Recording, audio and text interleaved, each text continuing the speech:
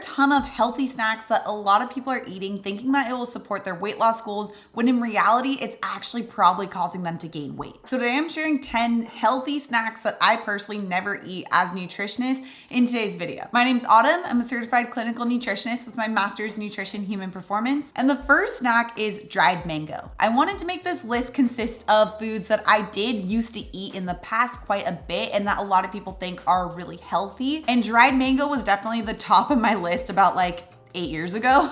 But listen up, a quarter cup of dried mango has about 29 grams of sugar. And I know people are like, oh, but it's from fruit, so it's healthy, it's got fiber.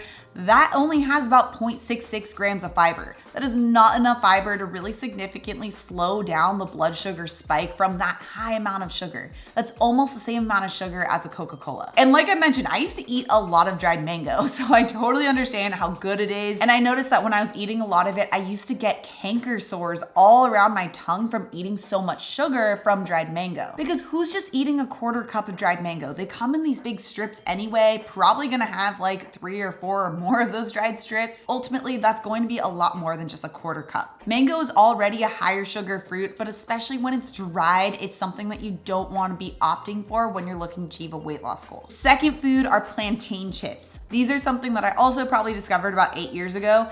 Ate a lot of them for a bit because I was like, oh, plantains, so much healthier. But 1 cup of plantain chips has about 20 grams of net carbohydrates and only 1 gram of fiber. But interestingly, it also comes packed with typically around 11 grams of fat and essentially 0 grams of protein. So you get this combination of a higher starch intake with kind of higher fat, which can cause what we know as a bliss point. This bliss point happens where it hijacks our satiety and makes it so that we eat well beyond our body's needs. So it's really easy to eat a lot more than just that 1 cup of plantain chips. Okay, the third are gluten-free crackers. I think a lot of people see the sign gluten-free and they're like, oh, healthy, like must be so much better. And yeah, if you're celiac, obviously it's a much better option than having just wheat crackers. But if your goal is weight loss, they're really not any better because gluten-free crackers are typically made with just another type of processed and refined flour like rice flour, tapioca starch, cassava flour, potato starch. These flours often have just as high, if not higher, of a glycemic load than just regular wheat flour. So don't let those just gluten-free labels fool you. Okay, the fourth snack I never eat is granola. I used to love the brand Purely Elizabeth. I actually still love it. It still tastes great. And it's because it combines starch with sugar. So good. And so easy to keep eating more and more of. Granola just also nutritionally doesn't really contain much value. You're so much better off using something that will actually make you feel more full and satisfied, like using a combination of nuts and fresh fruit on Greek yogurt or cottage cheese. Which, speaking of, the fifth snack that I never eat anymore are dried fruit with nuts. I definitely eat nuts. It is part of my daily routine. I have walnuts that I put on top of my protein pancakes. I put peanut butter into my smoothies, but I just make sure not to pair nuts with dried fruit. Dried fruit has a crazy high glycemic load. We already talked about mango, but dried fruit, more generally speaking, has a glycemic load of about like 40 to 46, which anything above 20 is considered a high glycemic load and has a really big impact on our blood sugar and therefore a really big impact on the storing hormone insulin. Plus, we go back to that bliss point issue where we combine high fat with the nuts and high sugar with the dried fruit. This is why when you eat a pack of dried fruit and nuts, it's so easy to just eat well beyond that 1/4 cup recommendation. Okay, the sixth thing that I don't snack on anymore is dark chocolate. Now, honestly, I don't actually even really snack at all anymore, which I have talked quite a bit about in the past and why I do that and how snacking is not really supportive of goals. So I just wanted to add that in there. But I did used to snack, and dark chocolate was something that I would snack on, especially if you guys have watched my sugar addiction series. Chocolate chips were my thing. Now, dark chocolate and chocolate, it still does contain added sugar. It's still not something that's going to make you feel full and satisfied between meals. So if there are those times when you do need a little something to hold you over, dark chocolate is not going to actually help you to feel satisfied. In fact, it doesn't even really help with a sweet tooth. It's just going to cause you to have more sweet cravings. And I'm not saying I never have dark chocolate anymore. It's definitely something I'll incorporate as a healthier dessert item, but it's not something that I will have in between meals. Okay, the seventh is whole wheat toast. Whole wheat just sounds so innocent and so healthy. It's not.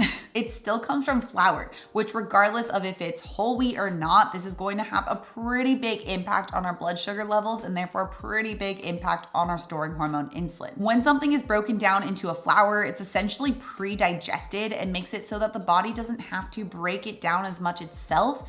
So it's really rapidly absorbing that glucose and the starch and those sugars from the flour and bringing it into the body. Okay, the 8th thing that I don't snack on at all anymore are protein balls, or also known as like protein ball energy bites. Usually when they say it's a protein ball, they're counting the protein just from peanut butter, and that's the only protein in there, which if you guys have seen my video on peanut butter not really being a great source of protein and technically can't even be called a protein, you know that this is a bit of a misnomer. In reality, it's more of a fat and sugar ball because typically they're combining things like peanut butter or almond butter with honey. And this could be the homemade options or the store-bought. Regardless, a lot of them have the same ingredients. And again, I was guilty of eating these quite a bit about like 7 or 8 years ago. And it is really easy to eat quite a few of these or to eat 1 or 2 and then still be hungry and need something else. It's because it doesn't have that high quality protein to actually help you feel satisfied. Okay, the 9th thing that I never snack on is popcorn. And I have to admit, this is one that I will still have as a dessert item. Trevor and I will have like a movie night and we'll make homemade popcorn and it's delicious, but it's not something that I keep like the pre-packaged bags of to snack on in between meals. Popcorn has really no source of protein, no source of fat unless you're adding it in, which is why it's so easy to eat way more than that like 1 cup serving that it recommends. I always thought it was such a joke when you look at those like big bags of pre-pop popcorn and it's like 13 servings.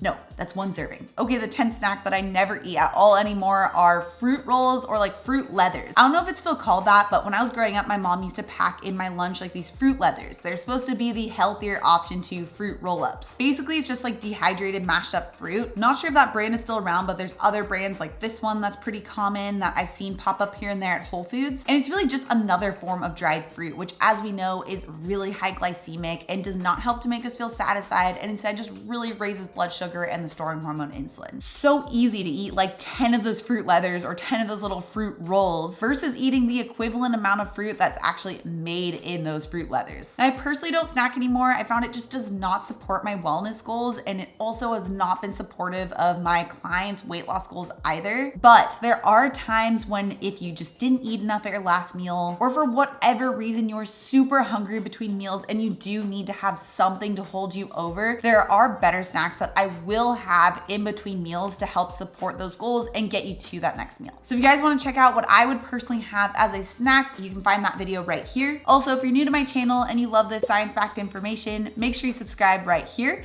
Come out with new videos every Tuesday and Thursday. All right, guys, thanks so much for tuning in, and I'll see you in my next video.